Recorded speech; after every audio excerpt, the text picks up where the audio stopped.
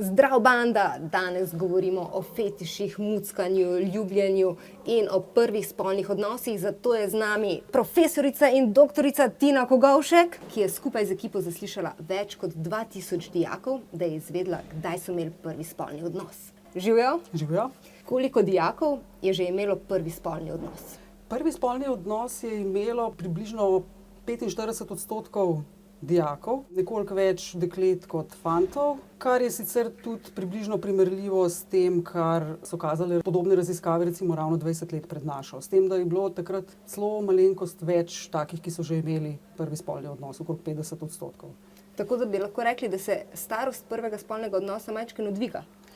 Ja, majčkeno se je dvignila, ne bistveno, še vedno je tam nekje malo več kot 15 let in pol. Zanimivo je tudi to, da ni kakšne bistvene razlike med fanti in dekleti in tudi ni kakšne bistvene razlike po vrsti šole, kar so kazale recimo raziskave pred leti, da dijaki na poklicnih šolah malo prej vstopajo v spolno življenje, ampak nam se to ni pokazalo. Jih je pa nekoliko več kot na gimnazijskih programih. Tako da se nekako populacija staplja v tej izkušnji prvega spolnega odnosa. Ja, nekako je videti, da se razlike zmanjšujejo med temi gimnazijami in bolj poklicno, strokovno usmerjenimi šolami in zmanjšujejo se tudi razlike med fanti in dekleti. Kaj sploh lahko razumemo kot prvi spolni odnos oziroma kaj mladi, ki so odgovarjali na vaša anketna vprašanja, razumejo kot prvi spolni odnos? Mi smo o tem sicer spraševali na dva malo različna načina. Mi, ki smo sociologi, razumemo spolni odnos kot nekaj širšega kot tisto, kar se običajno smatra, to se pravi vaginalni spolni odnos. Raziskavi smo sicer merili tudi na ta način, ožji. En del ekipe je bil iz Nacionalnega inštituta za javno zdravstvo. Njih so zanimale neke druge bolj specifične stvari. Mi smo namreč v enem delu tudi, da smo malo pretestirali vprašalnik, delali tudi fokusne skupine z dijaki in oni sicer večinoma bolj razumejo kot vaginalni, ampak nekako sprejmejo, da se lahko šteje tudi kaj drugega še zraven. Kako zelo načrtujejo mladi prvi spolni odnos? Ali res velja tisto, da je pa zdaj mladina čisto razpuščena? Naša raziskava tega nikakor ne kaže. Okrog 40-50% recimo jih poroča, da načrtujejo. Poleg tega se to vidi tudi iz uporabe kondoma. Uporabo kondoma to kar moraš načrtovati. Moraš prej kupiti in tako naprej. Ali pa če že zelo dolgo razmišljaš, da mogoče pa enkrat bo ta priložnost. En del odgovorov tudi to kaže. Marsikdo reče, je bil ta čas v odnosu, se v tem smislu tudi zgodilo. Sta predvidevala, da se nekaj bo zgodilo. Če spet naredim malo primerjave z raziskavami v 90-ih letih, se je to celo precej popravilo. Recimo uporaba kondoma pri prvem spolnem odnosu je bila takrat okrog 40%, zdaj jih je že blizu 90%. Pa mlade skrbijo spolno prenosljive okužbe ali za nositev oziroma neželena nosečnost? Oboje so poročali, da pravzaprav zaradi obojega, in zaradi kontracepcije in zaradi okužb. Je pa zanimivo tudi to, da ko smo gledali uporabo kontracepcije pri zadnjem spolnem odnosu, kar je tudi pričakovano in so tudi prej raziskave kazale, da takrat se pa uporaba kondoma nekoliko zmanjša in poveča se uporaba tabletk. O kakšnih občutkih pa mladi poročajo po prvem spolnem odnosu?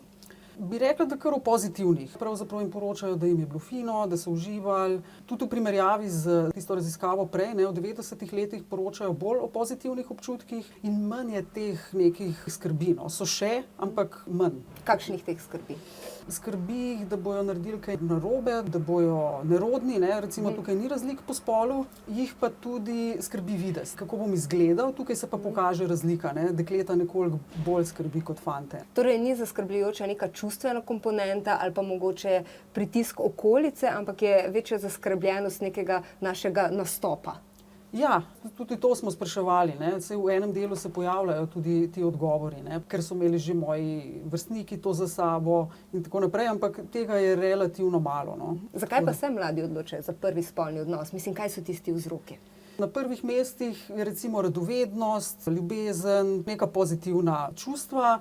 Ni pravzaprav skoraj tega, da se čutijo prisiljene ali pa naredil sem to na ljubo partnerju, tega je zelo malo. A je kakšna razlika med fanti in dekleti? Imajo morda dekleta nekoliko bolj to romantično predstavo, bila sem zaljubljena, Pri fantih je pa nekako bolj želel sem si, mogoče nekoliko manj romantično, ampak v bistvu so precej izenačeni. Ni pa teh razlik, da fantje čutijo več pritiska kot dekleta, ali so tudi tukaj kakšne razlike? Poročajo v večji meri o tem, da so se počutili potrjene kot moški, da so bili veseli, da je to za njimi, ne, kot nek prehod v neko odraslost. Tega je majčkeno več pri fantih, ampak to so še vedno relativno nizki odstotki tudi pri njih. Pa je kakšna razlika med populacijo heteroseksualno in homoseksualno, glede na vaš vprašalnik? Smo v bistvu imeli zelo majhen vzorec teh homoseksualnih 14-15, tako da to je treba s precej previdnosti interpretirati. Nekoliko starejši imajo prvi spolni odnos bližji 17. letu, nekoliko bolj je prisotna uporaba substanc, ne, se pravi, je logično, ne, ker je pač večja nekako zaskrbljenost, ne, tudi zaradi teh družbenih pritiskov, stigmatiziranosti. V glavnem tudi poročajo kar o pozitivnih občutkih, kar je tudi v redu. Sam kontekst je pa tudi precej podoben. Pri vseh, ne, se kaže, recimo, da se večinoma prvi spolni odnos zgodi v kontekstu neke stabilnejše zveze, ne, ni to kar tako. So tudi že nekaj časa v zvezi, recimo 3-4 mesece v povprečju so že v zvezi. 3 ali 4 mesece zveze je tudi za siceršnjo populacijo nekje značilno pred prvim spolnim odnosom, ne? Ne skočijo v posteljo kar ta prvič, ko se spoznajo, no, tako. Zelo odgovorno, kje pa se ponavadi zgodi prvi spolni odnos? Če naredim primerjavo, v nekoliko večji meri zgodi doma, pri meni oziroma pri njej, njemu doma, kar spet pomeni, ne, neko stopnjo načrtovanosti in tudi mogoče večje tolerantnosti staršev, ne, do potreb in želja njihovih otrok, ne, se pravi, da lahko prespijo in tako naprej. Precej manj je pa recimo, da so imeli prvi spolni odnos recimo na prostem ali pa v avtu in podobno, ne. Ampak ena od strahov mladostnikov oziroma dijakov pa je, da jih bo nekdo zalotil. Ja, v enem delu se to tudi pojavlja, mislim, da tam nekje okrog 30% ali kaj takega. Verjetno vseeno, ne, kljub temu, da pač načrtujejo in tako naprej, vedno neka verjetnost vseeno obstaja, da pač kdo slučajno ravno takrat recimo pride domov. Trkanje je tukaj rešitev. Kje pa mladi dobivajo informacije o spolnosti? Najpomembnejša vera sta pravzaprav mama in internet. Ne, mama je bila že od nekdaj, ne, tradicionalno, internet je seveda nekaj novega in je to tudi pomembno glede izobraževanja, ne, oziroma tudi neke spolne vzgoje in tako naprej, je treba to vzeti v obzir. Je pa res, da so tudi drugi viri še vedno precej pomembni, ne, recimo delavci v šoli, zdravstveni delavci, oče, ne, to pa potem takoj pride v nadaljevanju. Tudi mi se zdaj gledamo na internetu, kar pomeni, da vas očitno zanima ta tema. A imajo tudi kakšne napačne informacije ali pa kakšne napačne predstave o prvem spolnem odnosu, ki ste jih mogoče zaznali?